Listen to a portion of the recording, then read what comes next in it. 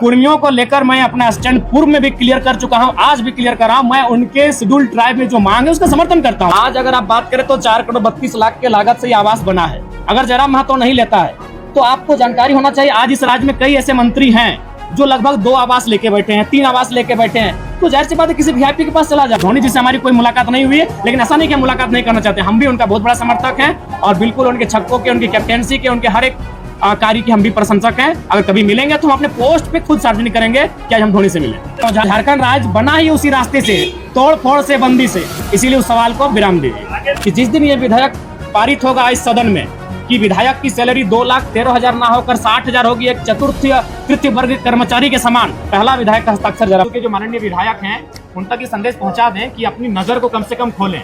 अपनी नजर को खोलकर अगर नहीं देख पा रहे तो ऊपर थोड़ा चढ़ जाए इस मंजिले पे और वहां से जाकर वो देख सकते हैं कि लगभग 70 आवास बने हैं और वो 70 आवास बने हैं 303 करोड़ के लागत से। अगर उसे आप डिवाइड करेंगे तो एक विधायक का आवास लगभग 4,32,00,000 में बना है। वो तिवारी जी का भी आवास वही होगा और जयराम महतो का आवास का दर वही होगा। तो इसलिए उनको चाहिए कि अपना थोड़ा सा जो याददाश्त है या अपनी जानकारी को पुख्ता करें। पूरी तरह से सुने होंगे तो वो यहाँ कहने से पहले उस विषय को मैंने सदन में कहा था और सदन में क्यों कहा था इस विषय को आपको जानना चाहिए। वीडियो को फिर से उठाइए।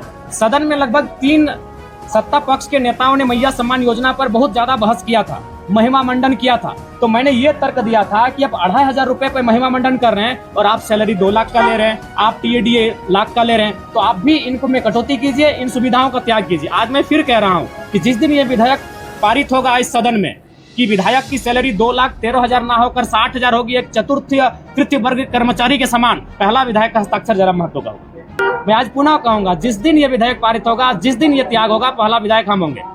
मेरा तर्क सुन लीजिए। आज अगर आप बात करें तो 4,32,00,000 के लागत से ये आवास बना है। अगर जयराम महतो नहीं लेता है तो आपको जानकारी होना चाहिए, आज इस राज्य में कई ऐसे मंत्री हैं जो लगभग 2 आवास लेके बैठे हैं, 3 आवास लेके बैठे हैं। तो जाहिर सी बात है किसी वीआईपी के पास चला जाएगा। और ये राज्य जहाँ के छात्र काफी परेशान है, जहाँ के छात्र बड़ी संघर्ष के साथ रांची में आके रह रहे हैं, तो मैं सोच रहा हूँ मैं एक नया प्रयोग करने जा रहा हूँ। मैं अपने आवास को ऐसे छात्र जो डुमरी विधानसभा से, धनबाद बोकारो जिला से चलकर आके रांची में रहते हैं, उनके हवाले रहे। मैंने पहले ही कहा है कि मैं अपने सिद्धांतों से, अगर आवाम को नुकसान ना हो, एक बहुत बड़ी आबादी को कोई नुकसान ना हो, तो मैं अपने सिद्धांतों के साथ रहूंगा। जैसे अभी मैं चप्पल पहन के नहीं आता हूँ, मेरे इस वचन से मेरी आवाम को कोई नुकसान नहीं है, जयराम महतो को भी व्यक्तिगत नुकसान नहीं है, लेकिन मेरे गाड़ी वाले मसले से मेरी आवाम को भी नुकसान था। नुकसान कैसा था? मान के चलिए प्रत्येक दिन हम लोग 3,000-4,000 रुपए का पेट्रोल भरते हैं। अभी ड्राइवर हमारे पास आएगा, 2 ड्राइवर मैनेज होंगे, यानी 2 बेरोजगार युवा रोजगार से जुड़ेंगे और वो तभी होगा जब वो गाड़ी का रजिस्ट्रेशन आपके नाम से होगा। अभी सपोज दैट अगर मेरे जनता दरबार अभी झारखंड में ओपन कोई लगाता है तो जयराम महतो लगाता है। आप प्रशंसा करें, हमारी बुराई करें, खिंचाई करें, अलग बात है, लेकिन जो चैलेंजिंग विषय है, मिट्टी में बैठ के कोई जनता, और उस समय बहुत सारी समस्या ऐसी आती है कि बाबू हमको 500 रुपए की मदद कर दीजिए, बाबू हमको हॉस्पिटल का मामला है, हमको दवाई घट गया है, तो अपनी हैसियत के अनुसार हम उसे उनका मदद करने का प्रयास करते हैं। तो अगर मान के चलिए सरकार से हमें 3 से 5,000 रुपए का टीए आएगा और उसे अगर हम अपने उपयोग में लाएंगे तो हम फिलहाल जो पैसा तेल में खर्च कर रहे हैं वो मेरे पास बचेगा और जो लोग मेरे जनता दरबार में इन छोटी छोटी समस्याओं को लेकर आ रहे हैं उनका समाधान हो पाने में हम सक्षम हो पाएंगे। आप लोग भी एक बात थोड़ा जांचें, धोनी जी से हमारी कोई मुलाकात नहीं हुई है, लेकिन ऐसा नहीं कि हम मुलाकात नहीं करना चाहते। हम भी उनका बहुत बड़ा समर्थक हैं और बिल्कुल उनके छक्कों के, उनकी कैप्टेंसी के, उनके हर एक कार्य की हम भी प्रशंसक हैं। अगर कभी मिलेंगे तो हम अपने पोस्ट पे खुद सार्वजनिक करेंगे कि आज हम धोनी से मिले। तो एक बात, पहला बात है, अगर आप आंदोलन की बात करेंगे और संवैधानिक बात करेंगे तो फिर हमें लगता है बहुत सारी विवाद उत्पन्न हो जाएगा। अगर आप कहेंगे कि कुछ आंदोलन के तरीके ऐसे होते हैं जो लगता है कि लीक से हटकर है, अगर आप झारखंड अलग राज्य की लड़ाई को जानते हैं और यदि आपके परिवार के कोई सदस्य झारखंड आंदोलन की लड़ाई में भाग लिए हैं तो उस लड़ाई को भी आप कहीं ना कहीं ये मानेंगे कि सड़क जाम करना ये तो संवैधानिक नहीं था, लेकिन कभी कभी ऐसे क्रियाकलाप करने पड़ते हैं जिससे दिल्ली तक आवाज जाए। जो चूंकि झारखंड आंदोलन सड़क जाम करके किया गया है, झारखंड आंदोलन बहुत बृहद पैमाने पर, तो कहीं ना कहीं वो जो मेरा मास्टर स्ट्रोक था वो इसी ध्यान को आकर्षण करना था कि जो लोग 5500 क्वार्टर में कब्जे पर है, कम से कम एक बार फिर से ये मामला राज्य में गरमाए। कभी कभी रास्तों को, झारखंड आंदोलन इसी रास्ते से बना है। आप झारखंड आंदोलन अलग राज्य का समर्थन करते हैं, हाँ या ना?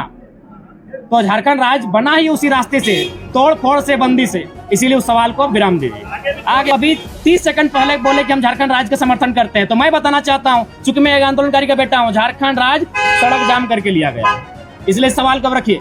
वाजपेयी जी अगर डायरेक्ट झारखंड राज्य दे देते निसंदेह उनका योगदान है, कलम में उनका योगदान है, लेकिन क्रांति में झारखंडियों का योगदान है जिनका रक्त बहा है। आप विचित्र बात कर रहे हैं भाई। इसका मतलब जो लहू बहा, जो माए विधवा हो गए, उनका कोई योगदान नहीं है।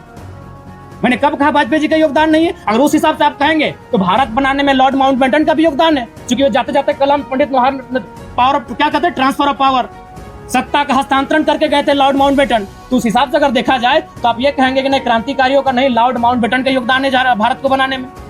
कुर्मियों को लेकर मैं अपना स्टैंड पूर्व में भी क्लियर कर चुका हूं, आज भी क्लियर कर रहा हूं। मैं उनके शेड्यूल ट्राइब में जो मांग है उसका समर्थन करता हूं, लेकिन मैं एक तरीका चाहता हूं कि जो विवाद उत्पन्न हो रहा है वो विवाद ना उत्पन्न हो, क्योंकि भारत एक संवैधानिक देश है। भारत के संविधान आर्टिकल 48 के ए में वन्य जीवों की सुरक्षा की बात करता है। तो कुर्मी कौम इस राज्य की सबसे बड़ी एकल आबादी है, सबसे बड़ी एकल आबादी अगर इस राज्य की कोई है तो कुर्मी है। सबसे अगर शहादत की एक लंबी लिस्ट निकाली जाएगी तो आधी शहादत आपको कुर्मी कौम से दिखेगा, चाहे निर्मल महतो रहे, शक्तिनाथ महतो रहे, सुनील महतो रहे, ऐसे किस्से खत्म नहीं होंगे।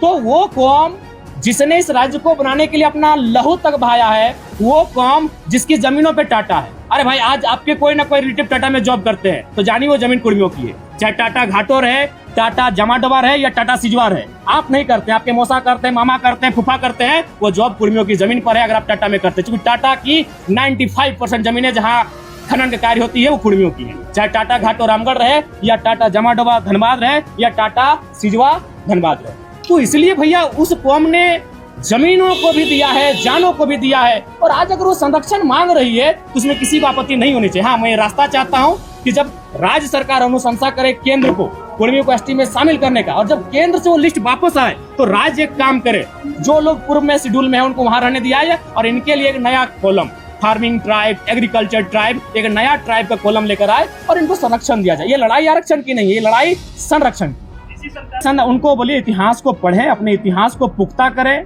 1931 जब अंग्रेजों का अंतिम जनगणना हमारे सामने प्रस्तुत हुआ था, उसमें 12, एक शायद घासी को हटाया गया और कुर्मी को, बाकी 11 लोग आज शेड्यूल ट्राइब में है, यानी 13 लोगों के साथ कुर्मी शेड्यूल ट्राइब, उसमें शेड्यूल ट्राइब नहीं था, उसमें प्राइमरी ट्राइब नाम था, उस सूची में सम्मिलित थे।